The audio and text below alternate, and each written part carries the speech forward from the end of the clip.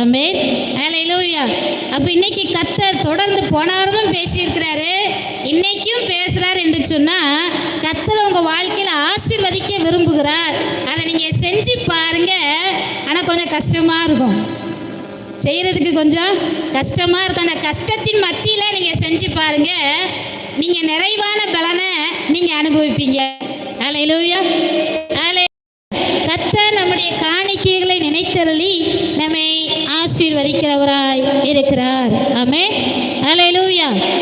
இப்போ முதலாவது கர்த்தர் ஆபத்து நாளிலே கர்த்தரை நோக்கி கூப்பிடும் பொழுது அவர் நம்முடைய ஜெபத்தை கேட்கிறார். இரண்டாவதாக கர்த்தர் நம்முடைய காணிக்கைகளை நினைத்து அவரை ஆசீர்வதிக்கிறவராக இருக்கிறார்.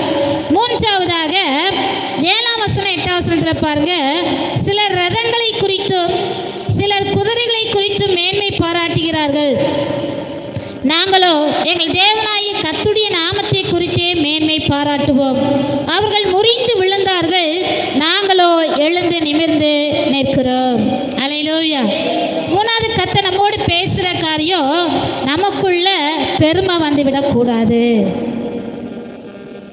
இதில் சொல்லப்பட்டிருக்கு, சிலர் ரதங்களை குறித்தும் சிலர் குதிரைகளை குறித்தும் மேன்மை பாராட்டுகிறார்கள், நாங்களோ கர்த்தரை குறித்தே மேன்மை பாராட்டுகிறோம். இன்னைக்கு நாம் எதை குறித்து மேன்மை பாராட்டி கொண்டு இருக்கிறோம்? நம்முடைய சொந்த திறமையா, இல்லது பணபலத்தையா, இல்லது அதிகார பலத்தையா? எதை குறித்து நான் இந்த ஜாதி அப்படின்னு சொல்லி அதை குறித்து மேன்மை பாராட்டி கொண்டு இருக்கிறோமா? நான் பணக்காரன், என்ற நிறைய பணம் இருக்குன்னு சொல்லி பணத்தை குறித்து மேன்மை பாராட்டி கொண்டு இருக்கிறோமா?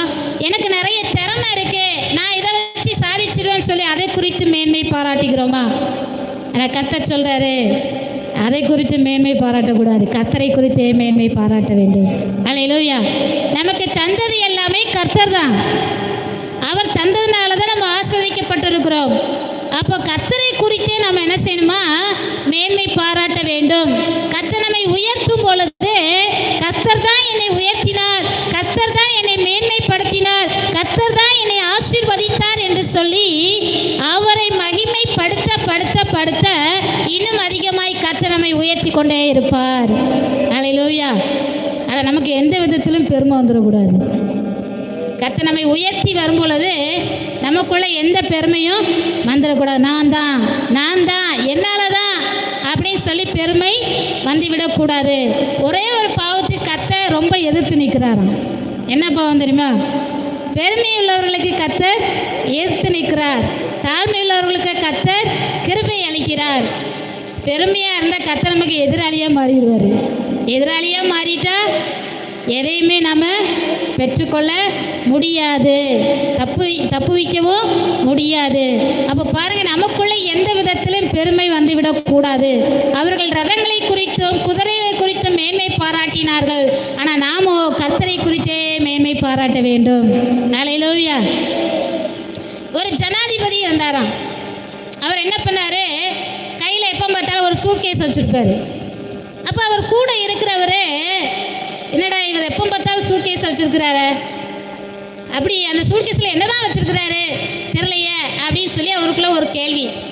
எப்படியாவது என்ன செய்யணும், அவர் இதில் என்ன வச்சுருக்கீங்கன்னு சொல்லி கேட்டணும் அப்படின்னு சொல்லிட்டு அவர் அடிக்கடி ஒரு ரூமில் போய் அந்த சூட்கேஸை திறப்பாராம், சின்ன ஜோம் பண்ணுவாராம், வந்துடுவாராம். அப்போ இது என்ன அப்படின்னு சொல்லி ஒரு நாள் இவர் என்ன பண்ணிட்டாரு, கேட்டுட்டார். அந்த சூட்கேஸை அவருக்கு திறந்து காமிக்கும்போது அதில் ஒரு பிஞ்ச செருப்பு ஜோடி இருந்துச்சான். ஒரு ஜோடி செருப்பு, பிஞ்ச செருப்பு எதில் இருந்துச்சான்? அந்த சூட்கேஸில் இருந்துச்சான். அப்போ கூட இருந்தவர் கேட்டாரா, எதுக்கு சார் நீங்கள் பிஞ்ச செருப்பவே இந்த சூட்கேஸில் வச்சுட்டு அலையிறீங்க? நானும் வேறு எதுவும் வச்சுருக்கீங்கன்னு நினச்சேன், பிஞ்ச செருப்பவே இந்த சூட்கேஸில் வச்சுருக்கீங்களே, எதுக்கு அப்படின்னு சொல்லி கேட்கும்போது அந்த ஜனாதிபதி சொன்னாரா, இன்னைக்கு நான் ஜனாதிபதியாக உயர்த்தப்பட்டிருக்கிறேனே அதுக்கு காரணமே கர்த்தர் தான். நான் ஒரு காலத்தில் செருப்பு தைச்சிக்கிட்டு இருந்தேன், நான் ஒரு செருப்பு தைக்கிற தொழிலாளி. ஆனால் செருப்பு தைச்சிட்டு இருந்த என்னை கர்த்தர் இன்னைக்கு உயர்த்தி வச்சிருக்கிறாருன்னா அது அவருடைய கிருபை மாத்திரமே. எனக்கு எந்த விதத்திலும் பெருமை வந்துவிடக்கூடாது என்பதற்காக நான் ஜனாதிபதி, நான் என்ன சொன்னாலும் நடக்கும், நான் சொல்கிறது தான் சரி அப்படின்னு சொல்லி அந்த நினைப்பு வந்துடக்கூடாது.